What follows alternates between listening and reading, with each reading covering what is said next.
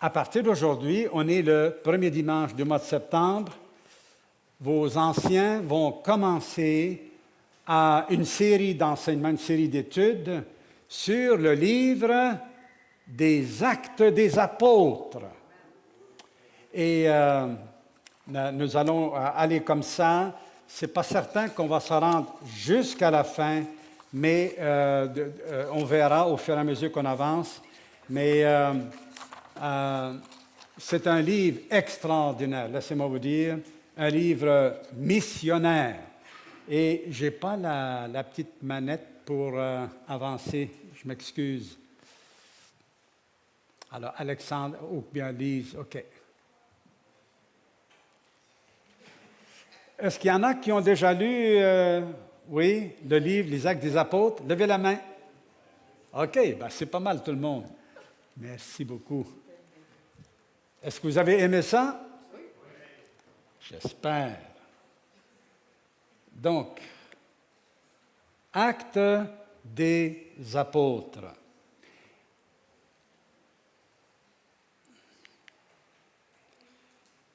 Ah oui, c'est ça. Bon, nous allons voir ce matin du chapitre 1, versets 1 à 8. J'aimerais vous le lire.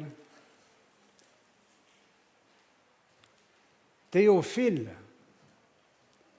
j'ai parlé dans mon premier livre de tout ce que Jésus a commencé de faire et d'enseigner dès le commencement jusqu'au jour où il fut enlevé au ciel, après avoir donné ses ordres par le Saint-Esprit aux apôtres qu'il avait choisis.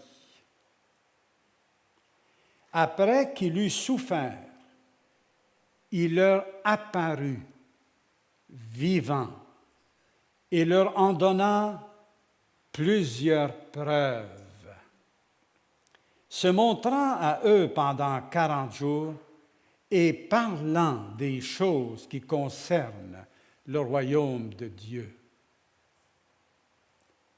Comme il se trouvait avec eux, il leur recommanda de ne pas s'éloigner de Jérusalem, mais d'attendre ce que le Père avait promis, ce que je vous ai annoncé, leur dit-il, car Jean a baptisé d'eau, mais vous, dans peu de jours, vous serez baptisés du Saint-Esprit. Alors les apôtres réunis lui demandèrent, « Seigneur, est-ce en ce temps que tu rétabliras le royaume d'Israël? » Il leur répondit, « Ce n'est pas à vous de connaître les temps ou les moments que le Père a fixés de sa propre autorité, mais vous recevrez une puissance, le Saint-Esprit survenant sur vous, et vous serez mes témoins à Jérusalem, dans toute la Judée, dans la Samarie et jusqu'aux extrémités de la terre. Prions ensemble. Seigneur Jésus, nous sommes assis à tes pieds. Tu es notre maître, notre enseignant dans nos cœurs. C'est toi qui nous persuades par ton esprit, par ta parole, en ce qui concerne ta volonté, Seigneur. Tu as racheté l'Église, c'est ton peuple à toi, c'est ta fiancée, ton épouse. Et Seigneur, tu es en train de travailler en elle et par elle, jusqu'au jour où tu l'appelleras à ta rencontre. Fais ton œuvre en nous. Tu vois qu'est-ce qui nous anime, qu'est-ce qui nous trouble, qu'est-ce qui nous perturbe. Tu vois quelles sont nos craintes, légitimes ou pas. Tu vois où est-ce que nous sommes rendus, Seigneur. Merci pour ta miséricorde, parce que quand tu vois nos faiblesses, Seigneur, tu as pitié de nous et tu viens à notre secours. Tu n'es pas indifférent. Fais ce que tu veux en chacun de ceux qui t'appartiennent et que ceux qui ne t'appartiennent pas, Seigneur Jésus, accorde-leur la repentance et la foi en toi. Amen. Le livre du livre des Actes, on peut l'appeler le livre de transition. C'est une caractéristique dominante du livre. Jusqu'à maintenant, on est dans le contexte juif, dans tout l'Ancien Testament, à partir d'ailleurs de Genèse chapitre 11, Dieu se tourne vers la formation d'un peuple nouveau qui va lui appartenir, qui n'appartiendra pas, il ne va pas le prendre à travers les nations, il ne va pas choisir un tel puis un tel, mais il dit, je vais choisir un homme, il a choisi Abraham, dans un milieu païen, idolâtre. Je ne sais pas comment ça se fait qu'il a cru en Dieu dans un tel milieu, mais Dieu l'a choisi et l'a appelé à sortir de là. Et il l'a conduit vers la terre promise.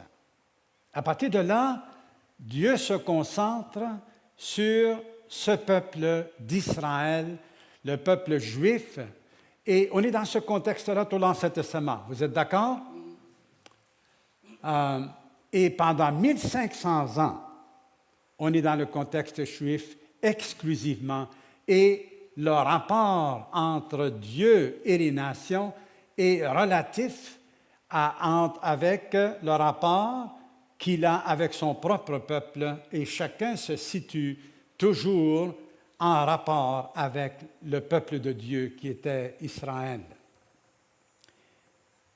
Jésus arrive pour accomplir les prophéties, accomplir les promesses que Dieu avait faites, et il fait tout son ministère en Israël, parmi le peuple juif avant tout. Donc, jusque-là, on est dans une ambiance juive. Et le livre des Actes, il va amener, le mouvement de Christ va partir du peuple d'Israël et il va s'étendre graduellement jusqu'aux extrémités de la terre, à un tel point que le nombre des croyants non-juifs va dépasser infiniment le nombre des Juifs, ce qui a amené, bien sûr, à travers l'histoire de l'Église, quelques difficultés, quelques problèmes, dont un qui affirme, ça j'en parlerai tantôt, mais donc le livre des Actes est un livre de transition entre les évangiles et les épîtres. Les épîtres ont été écrites, un ou deux dans les années 40, fin des années 40, quelques-uns dans les années 50 après Jésus-Christ, et plusieurs ont été écrits dans les années 60. Et Jean a terminé l'Apocalypse et les Épîtres entre 85 et 90 après Jésus-Christ. Donc,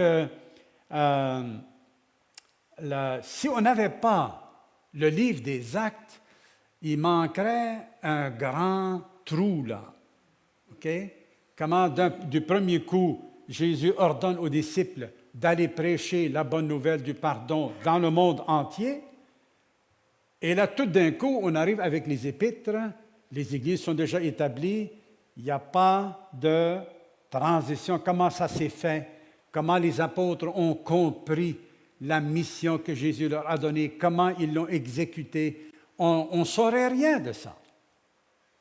Et donc, il remplit une fonction extrêmement importante entre les évangiles et les épîtres.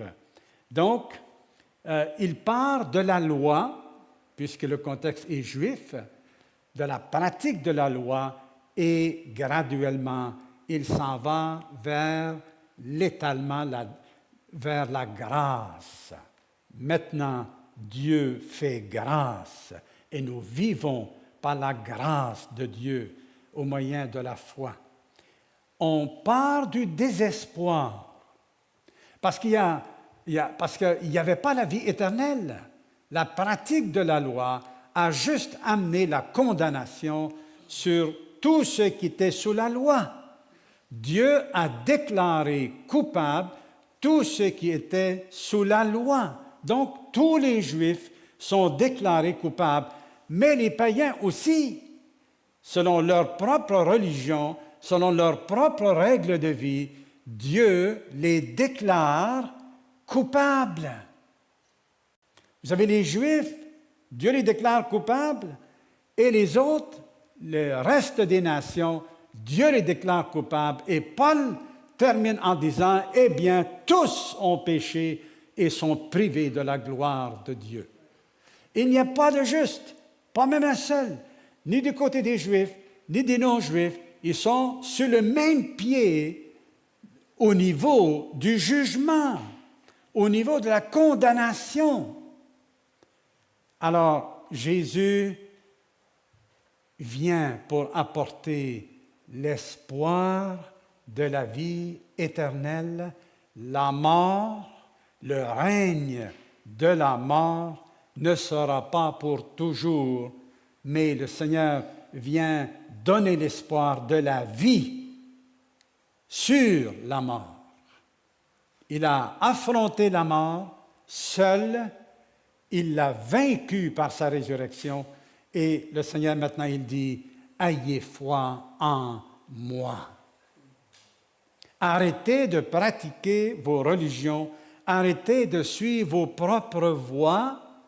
Suivez-moi, Dieu le Père m'a envoyé. Il m'a envoyé vers vous. Alors, venez à moi, et moi, je vais vous pardonner, je vais vous renouveler, faire de vous de nouvelles créatures capables de vivre éternellement. Oui, c'est un Amen. Merci, Barbara. Tous, on doit dire Amen. C'est une victoire. Ne le prenons pas comme acquis et puis comme ça de perdre toute la saveur de cela. Le livre des Actes, c'est le seul livre historique de l'Église inspiré et précis. C'est le seul livre. Après ça, il y a des tonnes de livres qui ont été écrits sur l'histoire de l'Église à partir du 1er siècle, par exemple, jusqu'à nos jours. Il y en a des milliers de livres. Mais le livre des Actes, c'est le seul qui est inspiré par Dieu. Il faut lire les épîtres dans le contexte. Là, je vous l'ai déjà dit, vous entendez une répétition, et c'est bon qu'il y ait de la répétition afin qu'on puisse s'en souvenir plus facilement. Il faut lire les épîtres dans le contexte du livre des Actes. Autrement, il y a quelque chose qui va manquer. Si on étudie, par exemple, l'épître aux Corinthiens, ça va être nécessaire de lire dans le livre des Actes comment est-ce que l'Église de Corinthe est née. Comment Paul est allé là. Si on lit l'Épître aux Galates, allons voir qu'est-ce qui s'est passé à Galates. Comment l'apôtre Paul a établi l'Église à Galates. Et c'est un point de départ qui va nous aider à comprendre un peu les exhortations que l'apôtre Paul peut faire à ces églises qui ont été établies. Donc,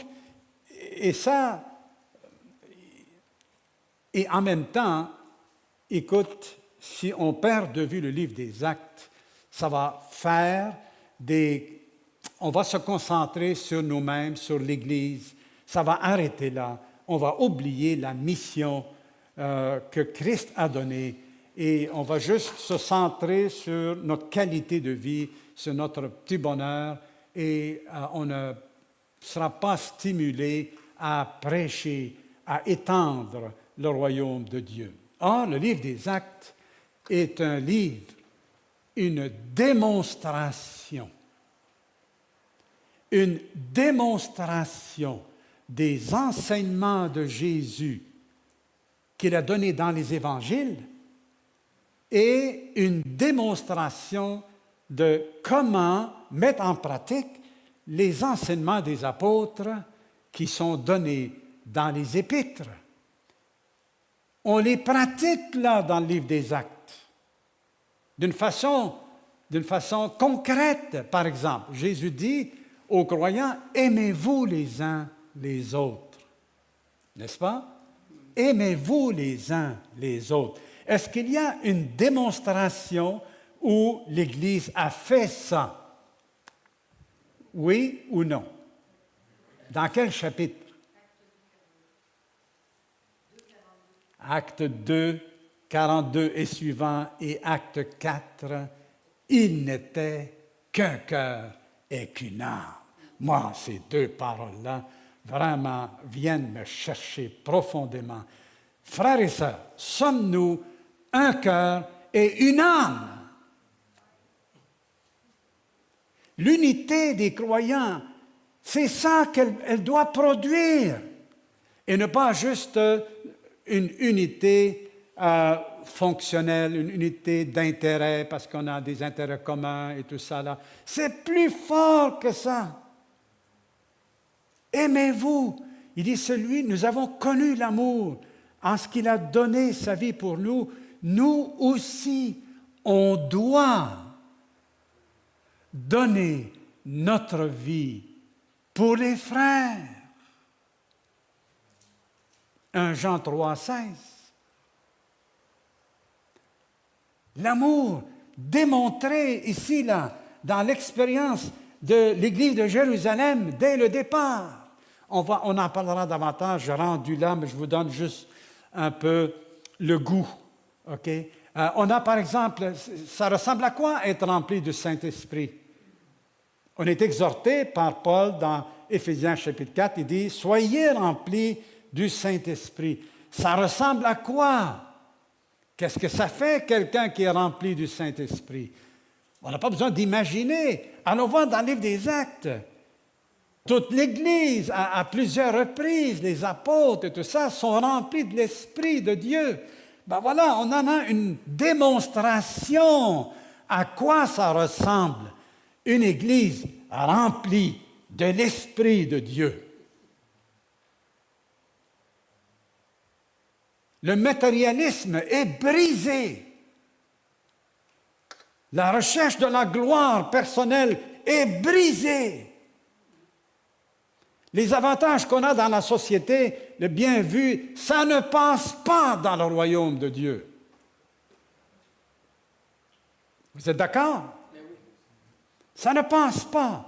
Il y a l'humilité, tous sont au service les uns les autres. Pourquoi? On va voir pourquoi tout à l'heure. Donc, il y a plusieurs exemples. Comment faire la discipline? La discipline dans l'Église locale. Ben, on a une démonstration. C'est la seule démonstration, à peu près, là, qu'on peut voir. Elle est là, dans le chapitre 5. Comment un conseil peut fonctionner, un conseil d'anciens peut fonctionner lorsqu'il y a des problèmes, lorsqu'ils sont surpassés dans un réveil, parce qu'attendez-vous là, quand il y a un réveil, on est dépassé là. Parce qu'il y a tellement des âmes qui cherchent Dieu qu'on suffit à peine. Et que, je ne sais pas si vous le désirez, mais moi, oui, je le désire. Que le Seigneur le fasse. Qu'on soit débordé. Les 3000 personnes d'un seul coup qui sont devenues membres de l'Église de Jérusalem, Les apôtres, ils étaient 12. Oui, ils étaient peut-être 120 disciples. Mais mon ami, 3000, puis tout de suite après, un autre 5000.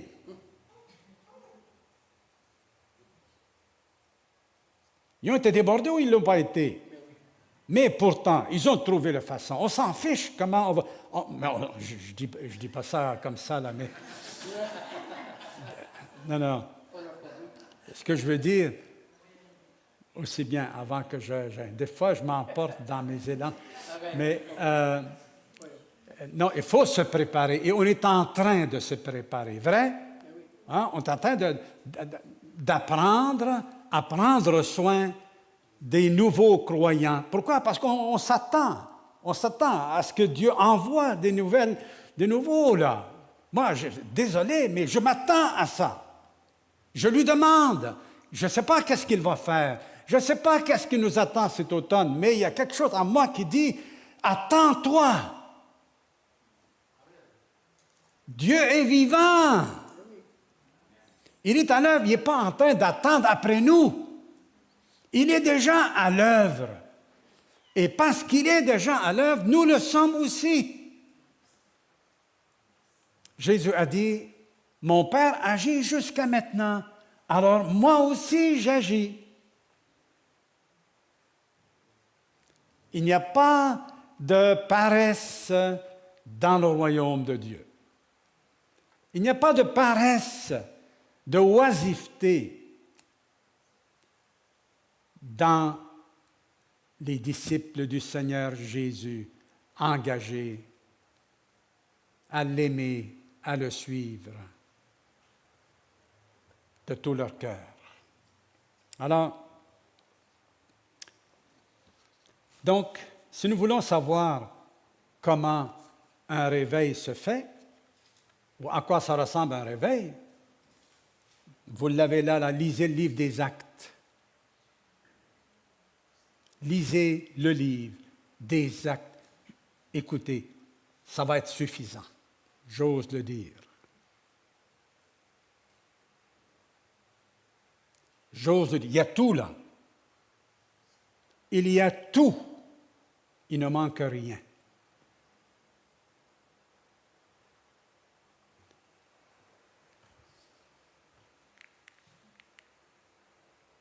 Ah, c'est celui-là. Donc, le livre des Actes décrit un mouvement irrésistible de Christ, de Jésus. Irrésistible.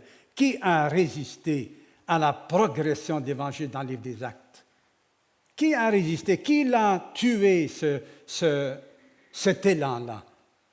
Personne n'a été capable, ni le Sanhédrin, ni l'Empire romain, ni personne.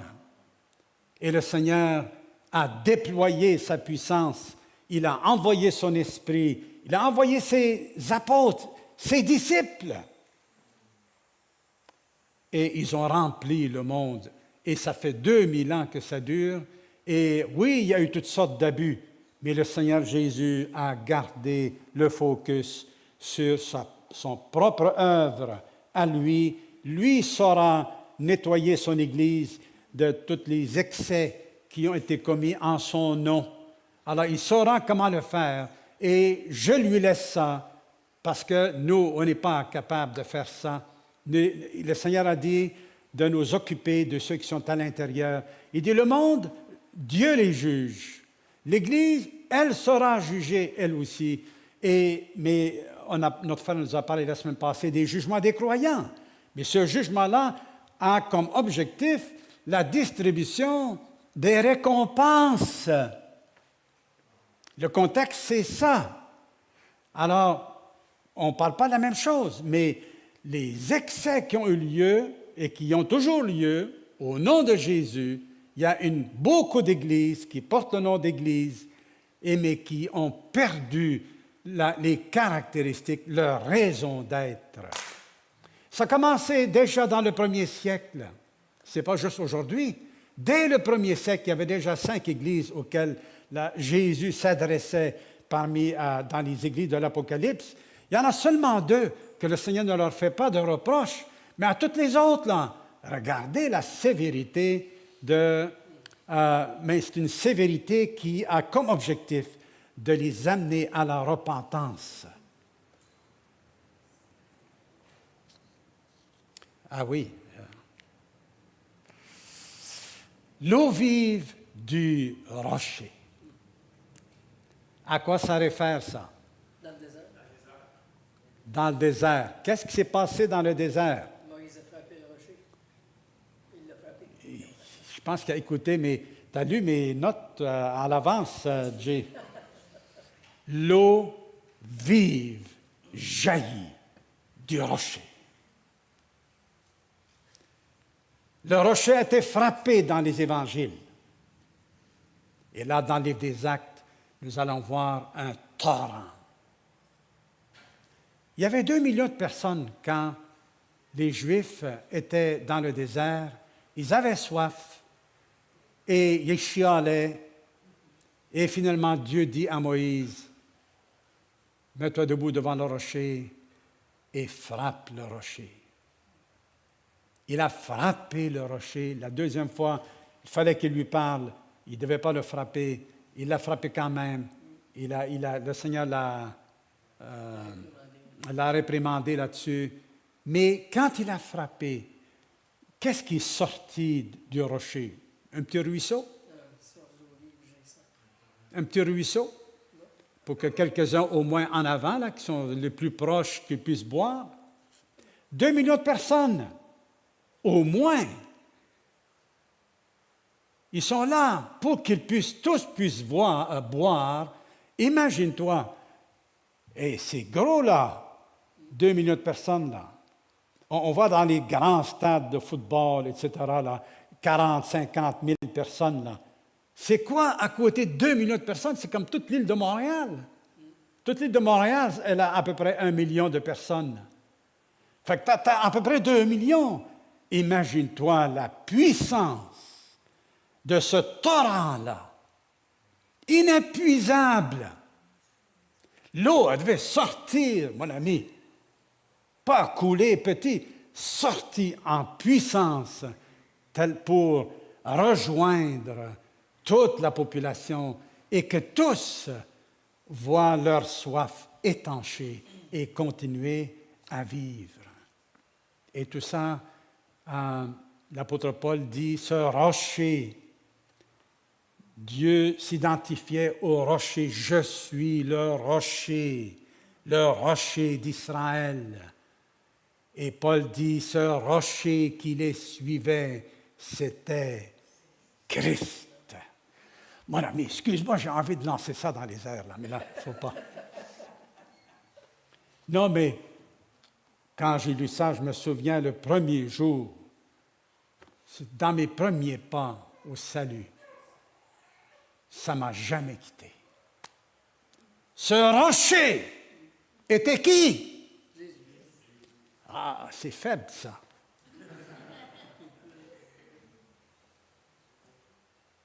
Sans crier. C'est qui cet rocher? Jésus. Oui, monsieur, soyons fermes. Ce sont des vérités absolument extraordinaires. C'est Yahvé, c'est Jéhovah qui dit « Je suis le rocher ». Et là, Paul dit que ce rocher, c'est Christ lui-même. Il est Dieu.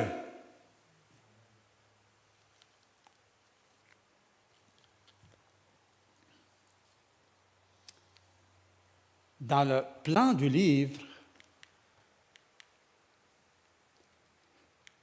là, je suis encore dans l'introduction, je ne suis même pas rentré dedans.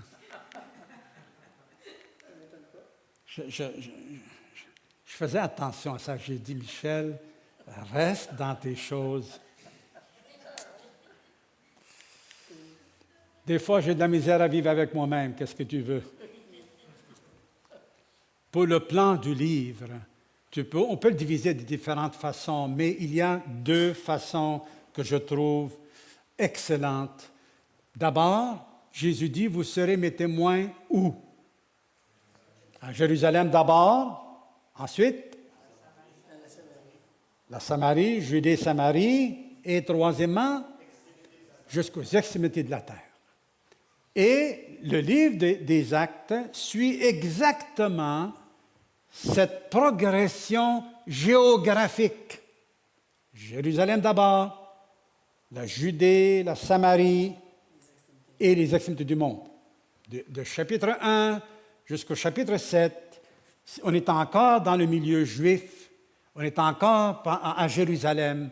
À partir du chapitre 8, il y a la persécution qui commence et de là, les croyants s'en vont un peu partout. Ils s'en vont en Samarie et en Judée. Et on arrive au chapitre 10 et là, Pierre entre chez les païens et l'Évangile leur est prêché. Et ça continue comme ça jusqu'aux extrémités de la terre. L'autre approche, ah oui, avant d'y aller à l'autre approche, notre région à nous, si on suit cette progression-là, où est-ce qu'on commence? C'est quoi notre Jérusalem? Comme Église, 2 montagnes. Comment est-ce qu'il y en a qui vivent à 2 montagnes? Oui, il y en a quelques-uns. Comment est-ce qu'il y en a qui vivent à Saint-Eustache? Ah, OK, un peu moins. Moi, je suis aux extrémités. Il vit aux extrémités de la terre, Jay. Mais, en tout cas, comme je le vois, nous commençons ici, OK? Même si on n'habite pas là, ça ne change absolument rien. À Jérusalem, l'immense foule venait de l'extérieur. C'était des Juifs, mais ils venaient de l'extérieur pour participer à la fête de la Pentecôte. OK? Alors, mais ils sont à Jérusalem et c'est là que Jésus vient les chercher. Alors, est-ce qu'ils ont dit, oui, mais moi, je viens de telle place, là, moi, je n'ai pas à cœur cette région-ci, j'ai à cœur plus l'autre région. Ah, laissons faire, ça, c'est des niaiseries. Excusez-moi, là, je le dis, hein, de dire, on n'a pas à faire ce genre de distinction. Là où nous sommes les témoins de Jésus et nous sommes appelés à témoigner. Vrai? Alors, on commence par 2 montagnes. Ensuite, on va où? Mirabel. Parfait, on va à Mirabel. Ben oui. Laval. Sainte-Anne-des-Plaines. Sainte-Anne-des-Plaines. Boisbriand. Sainte-Thérèse. Blainville. Au cas où. Sainte-Marthe-sur-le-Lac, je sais, c'est à côté. Saint-Joseph.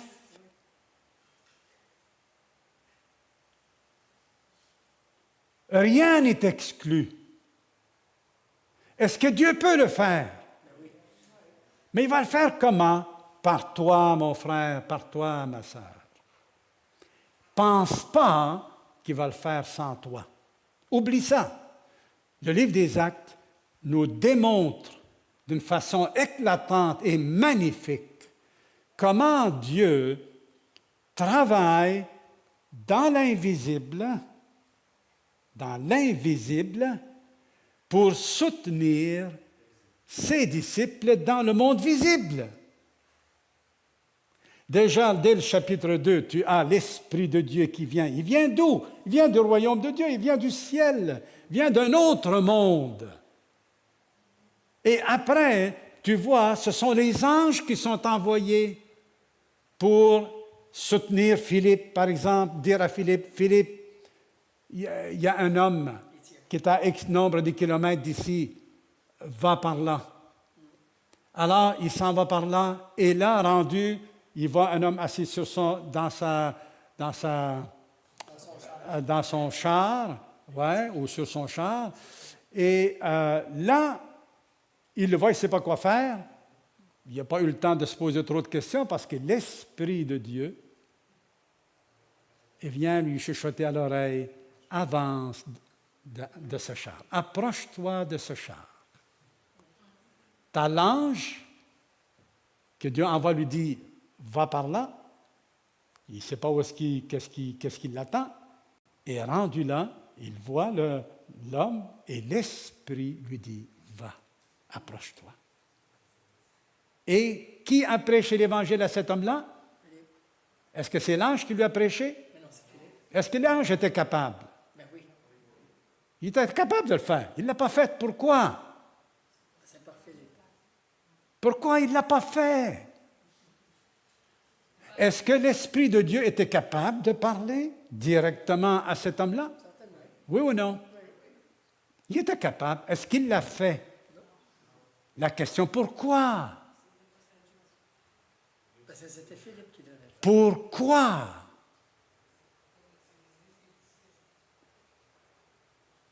Si ce n'était pas important, la mission que le Seigneur a donnée à ses témoins, pourquoi le Seigneur lui-même ne dira pas, c'est plus facile pour moi à faire, là, tasse-toi, là, puis je vais le faire tout seul. Comme ça va aller plus vite, c'est plus efficace. Il a confiance en son Père. Des fois, j'avais besoin, je ne suis pas très manuel, alors je voulais apprendre, je voulais toujours apprendre. Mais il n'y a personne qui m'a montré. Pourquoi? Parce que tous voulaient le faire eux-mêmes. Je comprends. Mais là, moi, je n'apprenais pas pendant ce temps-là. Autant la mécanique, autant faire ci, faire ça. J'ai dit, apprends-moi, montre-moi, je veux apprendre. Fait que là, tout ce que j'avais, et c'est quand même important, juste de l'observer. J'ai dit, si jamais je suis tout seul, je vais me souvenir au moins, même si je ne l'ai pas fait, mais au moins j'ai une idée comment. Alors, j'ai rassemblé pas mal de pensées, là. Vous pensez que, dans mes mains, pas habile, mais ici, c'est habile, c'est très facile à organiser. Mais Dieu ne fait pas ça. Il ne fait pas ça. Tantôt, c'est lui-même, Dieu, qui donne à Pierre une révélation de la nappe.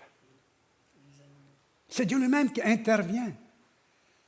Mais est-ce que Dieu était capable de parler avec le centurion, là, le centenier? Mais oui, l'ange qui a parlé au centurion, il était capable. Mais Dieu, il équipe Pierre. Il le prépare. Il prépare celui qui doit recevoir l'Évangile. Il prépare celui qui doit lui annoncer l'Évangile. Il prépare les deux dans leur cœur, dans l'invisible. Mais ce sont les disciples qui ont la charge d'annoncer la bonne nouvelle de Jésus. Et il n'y a personne qui va l'enlever aux disciples. Pas juste ce privilège, mais ce devoir absolu. C'est le devoir absolu de l'Église de le faire. Les « je ne suis pas capable », ce n'est pas dans le langage d'un enfant de Dieu. Désolé, c'est trop dans nos bouches. C'est beaucoup trop dans nos bouches. Je ne suis pas capable de pardonner, je ne suis pas capable d'aimer, je ne suis pas capable de passer par-dessus ça, je ne suis pas capable, je ne suis pas capable, je ne suis pas capable. On est caractérisé beaucoup par le « je ne suis pas capable ». Pourquoi ne pas dire « avec Dieu, je suis capable ». Pourquoi pas dire ça? Pourquoi pas dire ce que Jésus a dit? Tout est possible à celui qui croit. Est-ce que tu crois ou tu ne crois pas? Pourquoi ne pas dire nous avons tout pleinement en Christ? Pourquoi pas ce ne soit pas le mot final et ne pas le « je ne suis pas capable » et de rester dans le « je ne suis pas capable ». Peut-être c'est le premier pas de dire « je ne suis pas capable » par la chair de pardonner, d'aimer mon ennemi, de pardonner à mon père, de pardonner à ma mère, de pardonner à un tel puis à un tel. Soyons caractérisés, frères et sœurs, par « avec Dieu, je peux ». Peu importe l'obstacle qui est devant moi. Alors, ça peut nous amener à prier le Seigneur avec larmes, avec ténacité, avec profondeur. Parfois, Dieu il ne répondra pas tout de suite sur certaines choses parce qu'il veut travailler en nous. Il veut voir peut-être, s'il me dit non, comment je vais réagir? Si je suis fâché, si je suis déçu de Dieu parce qu'il ne m'a pas répondu, j'avais une maladie, j'avais des problèmes. Enfin, si je suis déçu de Dieu,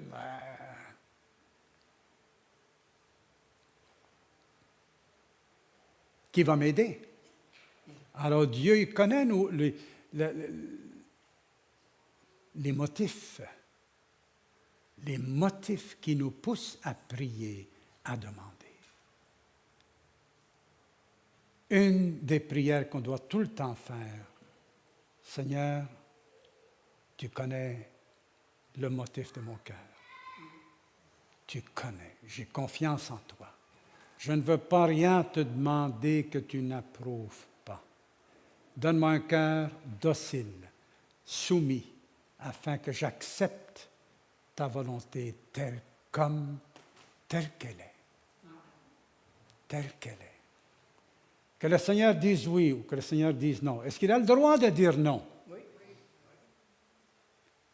Mais s'il dit non, est-ce qu'il a de bonnes raisons? Certainement. Il connaît la finalité. Un jour, avec mes ados, je vous ai déjà raconté ça, je ne savais pas quoi répondre à mes ados. Les ados, ils veulent qu'on ait confiance en eux, qu'on leur fasse confiance. Or là, quand ils me demandaient une permission, quelque chose, ben là, si je disais non, là, ils n'étaient pas contents. Et là, tout en me grattant la tête, finalement, il m'est venu une idée. Alors, je leur ai dit, OK, regarde, on va faire un deal. Quand vous me demandez quelque chose, si je vous dis oui, ça veut dire que je vous fais confiance.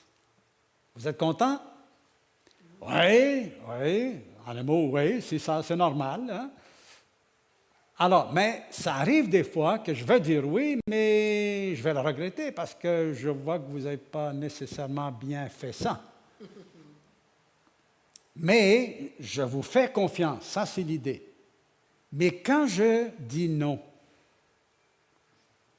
là, c'est à vous à me faire confiance. Ben là, je dis quoi? Je dis quoi, là? Tu ne veux pas juste que je dise oui. Tu veux pas... C'est pas normal que tu aies confiance en moi. Ça se peut que je dise non, puis j'aurais dû dire oui. Ça va arriver. Habituellement, j'ai des bonnes raisons de dire non. Alors, on a dealé avec ça. Finalement, je lui dis, écoute, ça va être ça, là. Quand je te dis oui, je te fais confiance. Quand je dis non, tu me fais confiance. Quand Dieu nous dit oui, il nous fait confiance. On est content. Mais quand il nous dit non, acceptons, ne rechignons pas, ne fermons pas notre Bible, ne quittons pas l'Église juste parce que Dieu a dit non. Et là, je ne suis pas content. Alors donc, il y a le cycle de Pierre, du chapitre 1 jusqu'au chapitre 12.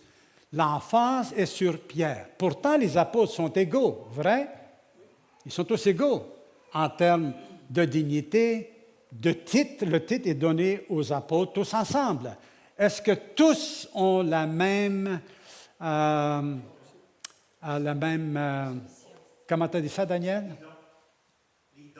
Les dons ou un appel particulier.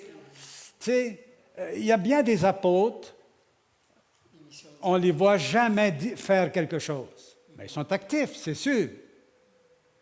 Mais tu as Pierre qui, pendant les les 10 chapitres, 11 chapitres, où est-ce qu'il est, l'emphase est sur lui, le livre des Actes rapporte 7 sermons ou discours qu'il a fait. Donc, le cycle de Pierre, jusqu'au chapitre 12. À partir du chapitre 12, là, le livre des Actes, il passe vers Paul. Le chapitre 9, il se convertit, et le chapitre 12, Paul commence son ministère d'apôtre. Et là, il y a 10 sermons ou discours que Paul a fait. 7 Pierre dans les premiers chapitres, 10 pour Paul, il y a plus de chapitres. Alors, est-ce que ça veut dire qu'ils sont plus importants que les autres apôtres? Pas en termes de position, mais c'est sûr, comme Paul dit, il dit, Christ a fait de Pierre l'apôtre des Juifs, et il a fait de moi l'apôtre des païens. Pourquoi les autres apôtres, ils font quoi là? Tu sais, ils ont des ministères également semblables, bien sûr. Tu prêches l'Évangile, il n'y a pas ça. Peu importe si Pierre et Paul ont une, c'est quoi le mot, une ampleur, plus grande, tous les autres font la même chose. Je pourrais dire, comme illustration, dans notre église Oasis, il y a eu le cycle du premier pasteur, comment il s'appelle? Taylor. Ken Taylor, le premier. Il y a eu son cycle, qui a duré 3 ans à peu près, suivi par un autre cycle, le cycle de Jean-Sébastien Morin. Et 3e cycle, il y a Richard. Alors, on peut faire, si on veut parler de l'histoire de l'Église, on pourrait dire, OK, durant le cycle du premier pasteur, voilà qu'est-ce qui s'est passé. Durant le deuxième, voici qu'est-ce qui s'est passé. Durant le troisième, voici qu'est-ce qui s'est passé. Alors, le livre des Actes est fait à peu près comme ça. Le cycle de Pierre est ensuite suivi par le cycle de l'apôtre Paul. Alors, ça divise en 2 tout le livre. Donc, il y a la manière géographique qui donne un plan, pour savoir où est-ce qu'on s'en va. Et il y a aussi le cycle des apôtres. Aucun autre apôtre n'est cité dans le livre des Actes, en termes de discours ou de sermons. Aucun autre. Il y a Jacques. Jacques n'était pas un apôtre, qui a parlé une fois. Il y a Étienne, qui a parlé une fois. Il n'est pas un apôtre. Mais tous les autres apôtres ne sont pas cités. Alors, donc, ne nous fâchons pas si parfois Dieu va amener quelqu'un davantage en public et davantage d'ampleur, mais ce qu'il fait, c'est ce que toi tu fais. Il prêche l'Évangile, toi aussi tu prêches l'Évangile. Vrai? Tu es appelé à aimer tes frères et tes sœurs, mais lui aussi, c'est ce qu'il fait. C'est juste une question d'ampleur selon les dons et selon l'appel. Il y a un appel. Tu peux avoir un don, mais pas nécessairement l'appel. Pour le ministère, ce n'est pas que Pierre avait plus de dons que les autres apôtres, mais Jésus l'a choisi. Et il l'a équipé pour faire le travail qu'il lui a demandé.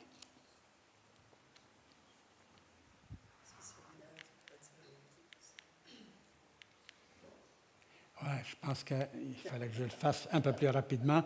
La date de rédaction entre 63 et 70, et l'auteur, c'est bien Luc. C'est la même approche au début du chapitre que Luc, que le livre des Actes. Alors, la promesse du Saint-Esprit, je vais finir avec ça. parce que c'est le cœur de mon message. Vois-tu, le reste, c'était l'introduction. Ah, pourquoi il n'avance pas? Bon, yallah. Je vais lui parler en arabe. Yallah. Bon, tu vois, hein, il a écouté là. Il a compris. Avant que le Saint-Esprit ne vienne, il y avait des préparatifs. Jésus, tout d'abord, il a donné ses ordres aux apôtres. Il fallait qu'ils sachent quoi faire, les apôtres. C'est quoi leur raison d'être? Qu'est-ce qu'ils font là? Alors, il se présenta à eux vivants et leur donna de nombreuses preuves. Des preuves. Dieu donne des preuves. Dieu prouve son amour envers nous lorsque nous étions encore des pécheurs. Christ est mort pour nous. Si tu n'es pas convaincu de l'amour de Dieu pour toi, si tu ne le ressens pas, mon frère, ma sœur, écoute, regarde à la croix, dans la méditation, dans la prière. Regarde à la croix et commence à louer Dieu, à louer le Seigneur Jésus. Tu vas voir qu'est-ce que le Seigneur va faire. Fais ça. Regarde à la croix. La preuve, elle est là qu'il t'aime. Regarde pas ailleurs. Regarde pas en toi. Regarde à Jésus. Jésus leur parla du royaume de Dieu, du règne de Dieu qui s'en venait, lui étant le roi. Jésus ordonna aux disciples d'attendre la promesse du Père. Jésus, finalement, il est monté au ciel. Il fallait qu'il monte au ciel avant que l'Esprit ne vienne. Jean chapitre 7, car l'Esprit n'était pas, quand Christ n'était pas encore monté au ciel. Il fallait qu'il monte. Alors, quand il est monté, ils sont restés pendant 10 jours dans un état de prière, de méditation. Ils attendaient la promesse de Dieu. Ils ne savaient pas combien de temps que ça durerait. Mais ils attendaient, parce qu'ils sont soumis, parce que ce sont des disciples. Ce n'est pas à eux à dire au Seigneur quand est-ce faire les choses et comment. Puis là, on est tanné, Seigneur, franchement, on a d'autres choses à faire. Là. Tu sais, on aurait pu faire un peu d'argent là, travailler. Tu sais, c'est quoi, là, du jour, là, nous faire poireauter? Hein? Ils ne poireautaient pas. Ils priaient. Et ils attendaient. Attendre, c'est actif, là. Attendre patiemment, c'est être actif, pas passif.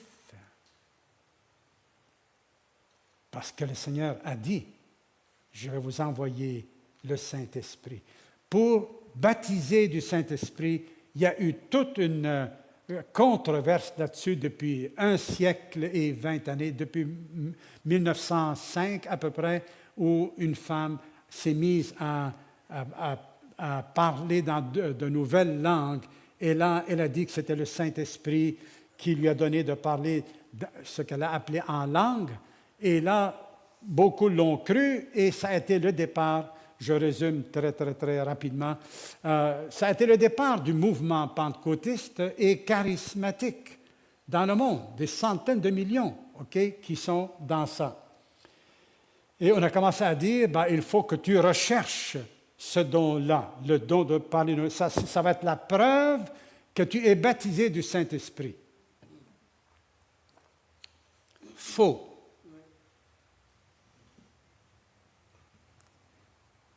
Les mots qui sont employés en même temps par rapport à l'Esprit, au baptême du Saint-Esprit, il y a l'expression recevoir le Saint-Esprit, il y a l'expression remplir du Saint-Esprit, survenant sur vous, le Saint-Esprit survenant sur vous, le don du Saint-Esprit qui est donné, le Saint-Esprit que Dieu a donné, il descendit, il vint, il scelle les croyants. On a part au Saint-Esprit. En veux-tu? Ça continue comme ça. Je ne vais même pas aller chercher tous les différents mots là. Et quand est-ce que ça arrive, ça? Ça arrive quand? Habitude. À la conversion. C'est là que l'Esprit vient. Est-ce que l'Esprit vient, puis là, il se tient tranquille jusqu'à une deuxième expérience? Je ne comprends pas. Je ne comprends pas. Comment est-ce que l'Esprit de Dieu peut venir dans un croyant et puis rester tranquille? Il n'est pas puissant et il faut aller demander puis chercher une autre expérience pour avoir la puissance.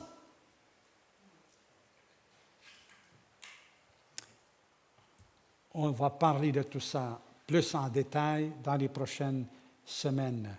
Mais ça, c'est le don qui vient de Dieu lui-même et interaction entre le Père, le Fils et le Saint-Esprit. Jésus lui donne là. Le Père a fait la promesse, n'est-ce pas, dans les prophètes de l'Ancien Testament, Ésaïe, Joël, Ézéchiel, vous avez plusieurs. Il a fait la promesse qu'il va envoyer le Saint-Esprit. Et il a dit à Israël, je vais faire ça, ce n'est pas parce que je vous aime. Ce n'est pas parce que je vous aime, mais c'est pour la gloire de mon nom. Parce que mon nom, là où je vous ai envoyé, vous l'avez profané, mon nom, et tout le monde pense du mal de moi à cause de vous. Fait que je vais faire une nouvelle alliance. Et je vais la prendre en charge, cette nouvelle alliance-là. Et je vais faire en sorte que vous la gardiez, mon alliance. C'est moi qui est en charge de votre salut. Et il dit, je vais vous donner un cœur nouveau et je vais vous donner mon esprit. La promesse du Père est un engagement du Père. Tu es d'accord? Quand tu fais une promesse, tu es engagé. Vrai? Quand Dieu fait une promesse, il est engagé. Alors, le Père a promis, et ça signifie Dieu pour nous, parce qu'il cherche notre bien. Le Fils accomplit le salut, Dieu avec nous. D'ailleurs, c'est son nom, Emmanuel. Le Seigneur est venu, il s'est solidarisé avec nous, il a pris une nature humaine comme nous, il est devenu homme, Dieu avec nous. Et finalement, le Saint-Esprit applique le salut, Dieu en nous.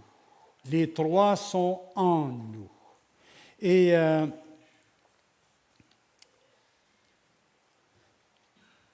encore là, on va voir au fur et à mesure ce que l'Esprit de Dieu va faire. Mais attention, et j'aimerais dire attention, lorsque le monde a vu les disciples vivre, puis les a entendus parler, comment est-ce qu'ils les ont appelés? Ils les ont appelés, comment ils les ont appelés de ce côté-ci? Petit Christ, oui, en grec, littéralement, mais ils les ont appelés chrétiens. Pourquoi ils ne les ont pas appelés, je ne sais pas moi, Saint-Esprit? Pourtant, c'est l'Esprit de Dieu qui est à l'œuvre dans les disciples. Mais attention, hein? Chrétien veut dire croire en Christ. Christ, oui, ça veut dire Christ, des petits Christ, Christinos, Christ, non, Christos, Christ et Christinos, petit Christ. Oui, dans notre culture, ça fait sacré, là, tu sais, comme on dit, là, mais ce n'est pas ça, OK? Vous avez compris. Mais juste un point, c'est l'Esprit de Dieu. Il est le témoin de Jésus comme le disciple est témoin de Jésus. Ce n'est pas l'inverse. Le rôle de l'Esprit de Dieu est d'attirer l'attention sur le Seigneur Jésus et sur le Père. C'est son rôle. C'est comme une lumière. Il projette. Et il amène la vie qui vient du Père à travers le Fils. Il l'applique, il la partage avec le disciple croyant. Donc, nous prions au nom de Jésus, pas au nom de l'Esprit. L'Esprit nous aide à prier le Père. Parce qu'on ne sait pas toujours quoi dire. Mais c'est au nom du Seigneur Jésus que nous prions. avec l'aide de l'Esprit de Dieu. Ça, c'est l'ordre. On va le voir dans le livre des Actes aussi, cet aspect-là. Alors, on va arrêter ici et on va prier ensemble, s'il vous plaît. Seigneur Jésus, merci infiniment. Tu as fait de nous, tes disciples, tes témoins. Dans l'Ancien Testament, mon Père, tu avais dit à Israël, vous êtes mes témoins, qu'il n'y a pas d'autre Dieu que moi. Et là, le Seigneur Jésus dit maintenant, vous êtes mes témoins à moi, à Jérusalem et jusqu'aux extrémités du monde. Seigneur, on est heureux de t'appartenir. On a accepté ça avec joie. Je prie, Seigneur, que tu nous libères de nos peurs, de tout ce qui est les barbelés qui sont dans nos pensées, dans notre vie. Donne-nous de vaincre toute tentation. Donne-nous de t'honorer devant toute épreuve et d'illuminer le monde qui autour de nous avec ta lumière. Amen.